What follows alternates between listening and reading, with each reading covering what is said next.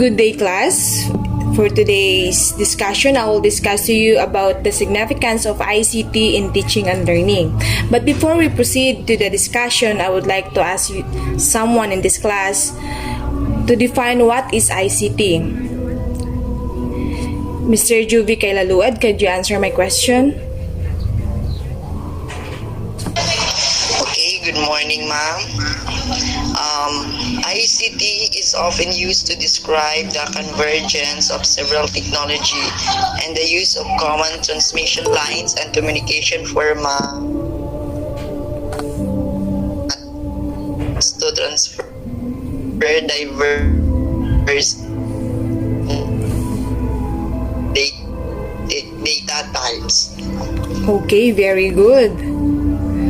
So, for Juvie already defined what is ICT. I will continue the definition.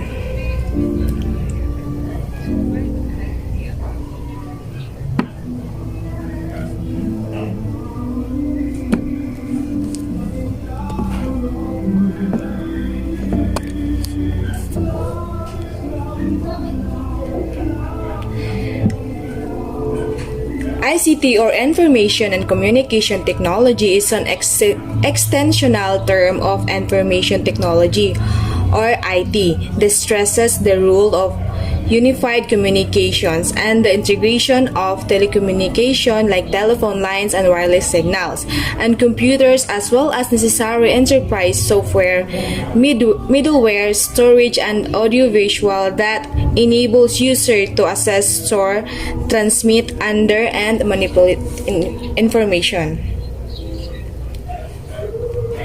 ICT will not only include hardware devices connected to computers and software applications, but also interactive digital content, internet, and other satellite communication devices, radio and television services, web-based content repositories, interactive forums, learning management systems, and management information system. The role of ICT in education is that it improves engagement and knowledge retention. When ICT is integrated into lessons, students become more engaged in their work. So, if an educator or a teacher is using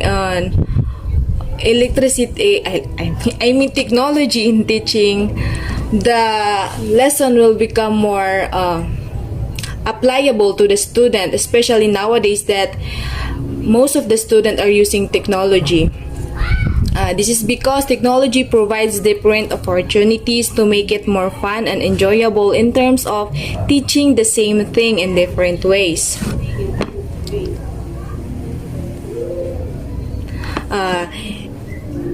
This picture shows the most known technology materials that people using nowadays, especially the student and the teachers, which is the cell phone. We also have laptop, which most of the teachers are using in making lesson plan or making PPT presentation for conducting the lesson. We also have the YouTube which is teacher show to the student the example of what lesson they will conduct.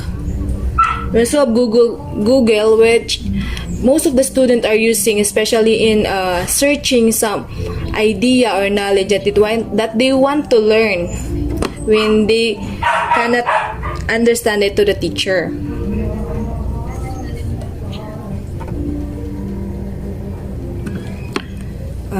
How significant is the ICT in teaching and learning? Could you answer it, Miss Nerlin Reville? ICT is significant in teaching and learning because it makes the teaching and learning process more interactive and effective as well. Thank you. Oh, very good. That was a good idea and good answer. So I will continue it. ICT enhances subject learning. So if a teacher use a technology in teaching the subject, it will be more applicable and more sabotable for the student to learn it. ICT use develop ICT literacy and ICT capability.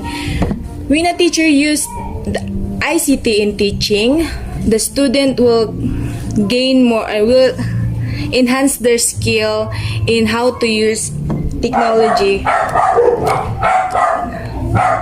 ICT use motivates learning. Nowadays, technology is very known as a learning supporter. Also, at teaching, when a teacher teach nowadays, she or he must be knowledgeable on how to use technology and applying the lesson to the student, so that it will be more understandable for the student, because that's all. ICT promotes higher order thinking skill. With the use of ICT, student could gain more knowledge and could understand the lesson easier and faster. ICT provide new learning and knowledge. At what I said, ICT is a supporter in learning, especially in teaching the student through the technology. Through the use of ICT or technology, it will give the student the ability to know more and more. ICT helps students to think critically and creatively and to reflect on their own learning process. They even set individual goals for growth and development of their potentials. Ganun na lamang kalaki ang nagiging papel ng ICT sa ating mga estudyante, lalong-lalo na sa mga magtuturo.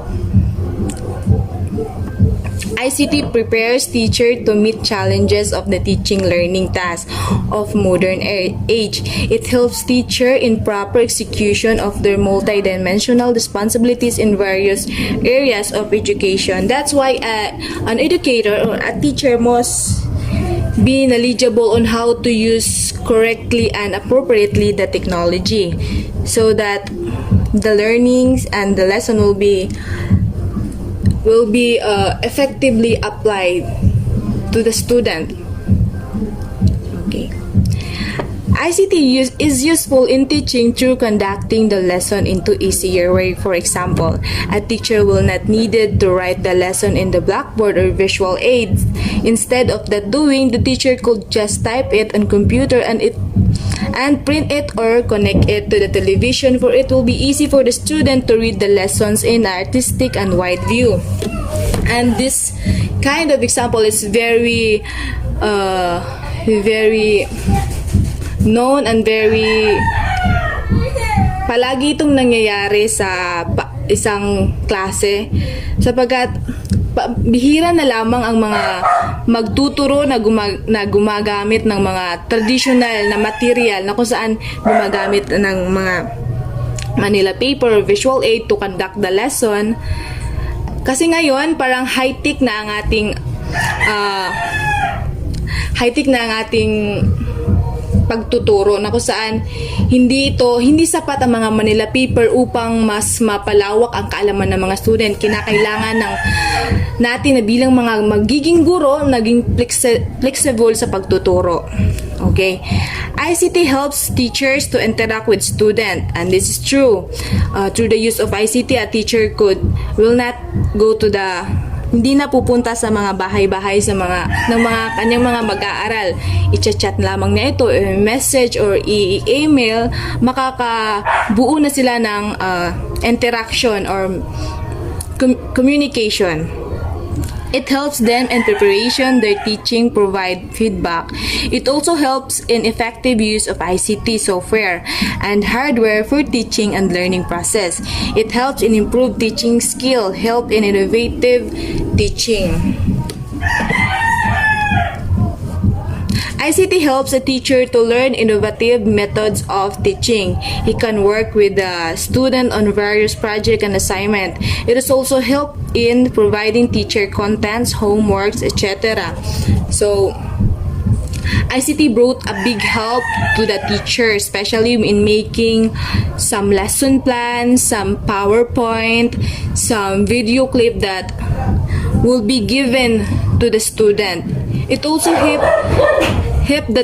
the teacher in a way that it napapadali ng guro ang mga kanyang mga gawain. Okay, pupunta naman tayo sa mga students. In learning, ICT is useful in a way that student can assess their learning through technology. They can read the modules or lesson in cell phone or computer, and they can search another idea and information if they're not satisfied in the learning the teacher give them. This is very known. Itong gawa na ito ay very known, lalong-lalo na tayong mga estudyante pa lang. Di ba gumagamit tayo ng mga cellphone or any devices na makaka-gain tayo ng knowledge.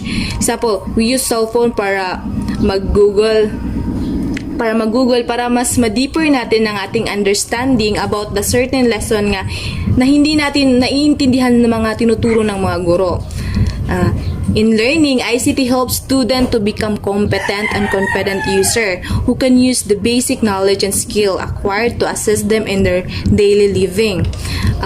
If the student know how to use ICT, it will be a big opportunity to explore the world. Hindi na kinakailangan pang pumunta sa espesipikong lugar na yan para gawin ang para makita, kundi isang search mo lang sa Google or any site, makaka-explore ka na ng iba't ibang mga knowledge na gusto mong makuha. Okay?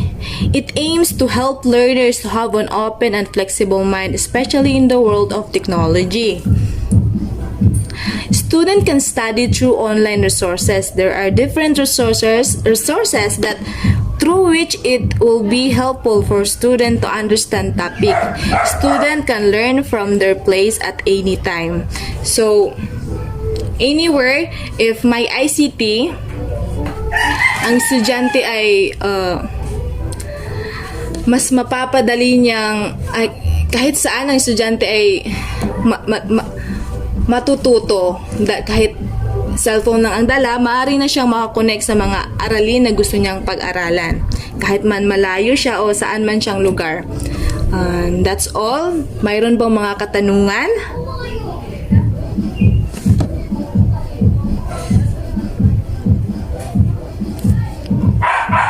Hello?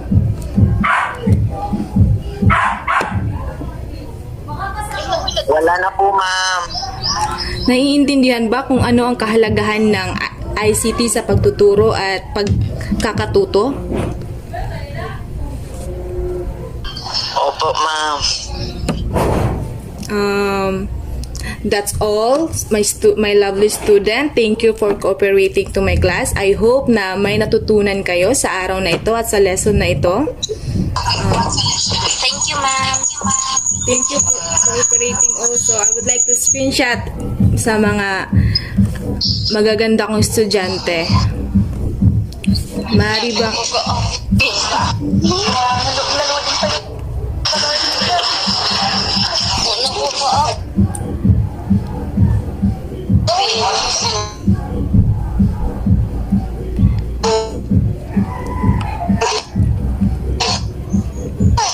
Maaari bang i-open nyo ang mga kamera nyo upang Okay.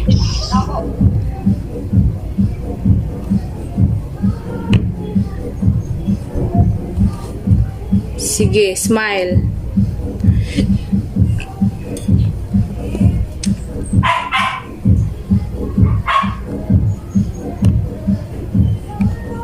Thank you.